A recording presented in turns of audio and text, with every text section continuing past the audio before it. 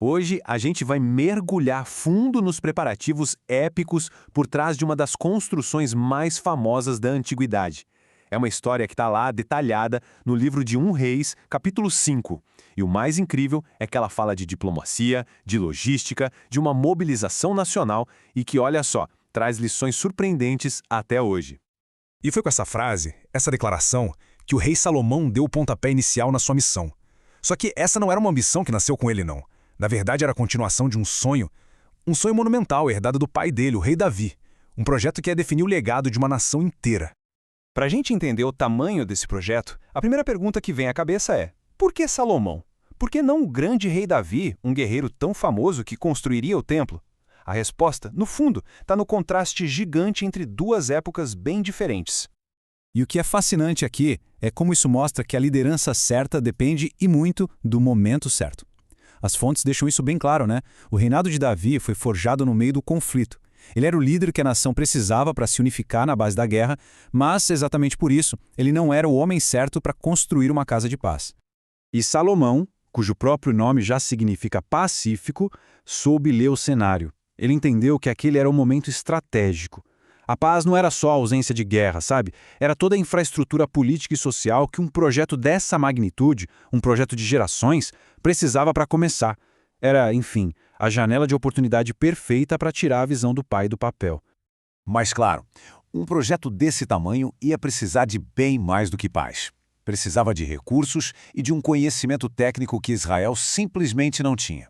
E é aí que a gente entra numa verdadeira aula de diplomacia internacional, de como formar parcerias estratégicas. Salomão não chegou para Irão, o rei de Tiro, com uma ordem. Longe disso. Ele chegou com uma proposta de valor.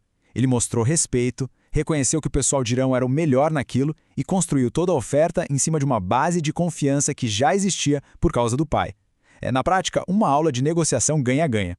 E a resposta de Irão foi a melhor possível. Ele não só concordou com tudo, como também celebrou a sabedoria do Salomão. Ele viu aquilo não só como um bom negócio, mas como uma aliança abençoada. Existia um respeito genuíno entre eles, que, convenhamos, é a base de qualquer parceria que dá certo. Essa aliança, que começou de forma pessoal, foi então oficializada, se tornando um dos acordos comerciais mais importantes do mundo antigo. Vamos dar uma olhada nos detalhes dessa troca.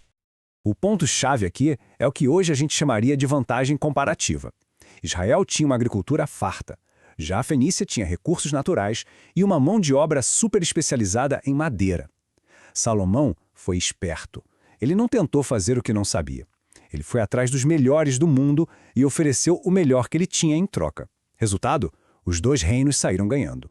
Isso ilustra de uma forma brilhante o desafio logístico que eles tinham pela frente. Pensa só, mover milhares de toras gigantescas das montanhas, organizar o transporte pelo mar e depois coordenar a entrega final por terra. Isso exigia um nível de planejamento que, sinceramente, seria impressionante até para os padrões de hoje. Mas não era só uma questão de materiais. O projeto também exigiu uma mobilização de gente, de mão de obra, numa escala que nunca tinha sido vista antes. 30 mil israelitas. E esse foi o número de convocados para uma força de trabalho rotativa. Eles foram enviados para trabalhar lá no Líbano, lado a lado com os especialistas fenícios.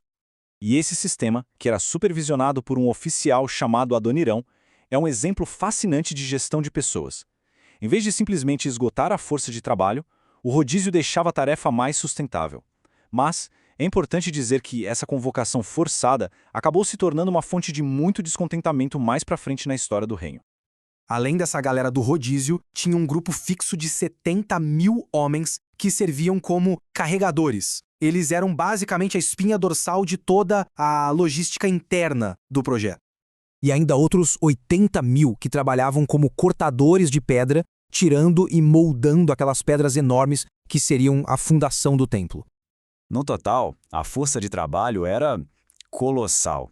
Era uma estrutura de projeto super complexa, que misturava a mão de obra local com especialistas estrangeiros, e todo mundo organizado debaixo de uma camada de 3.300 gerentes e capatazes, tudo para garantir a precisão e a qualidade em cada passo da obra. No fim das contas, esse projeto gigantesco foi muito mais do que só um prédio. A história da construção dele nos deixa lições que duram até hoje sobre liderança, colaboração e principalmente sobre propósito. A capacidade que Salomão teve de criar alianças, gerenciar uma logística super complexa e organizar uma multidão de trabalhadores, tudo isso mostra a aplicação prática da sabedoria. É a diferença entre só ter uma visão e ter a capacidade estratégica para fazer ela acontecer. O ato de construir o templo acaba simbolizando um princípio espiritual muito poderoso. A dedicação do nosso melhor trabalho a uma causa nobre. É sobre construir a própria vida como se ela fosse um lugar de honra e de propósito. E é assim que essa história nos deixa um desafio. Ela nos convida a pensar como a gente usa nossos recursos, como formamos nossas parcerias e como dedicamos nossos talentos para construir algo que tenha um valor e um significado que durem. Uma ótima questão para se refletir.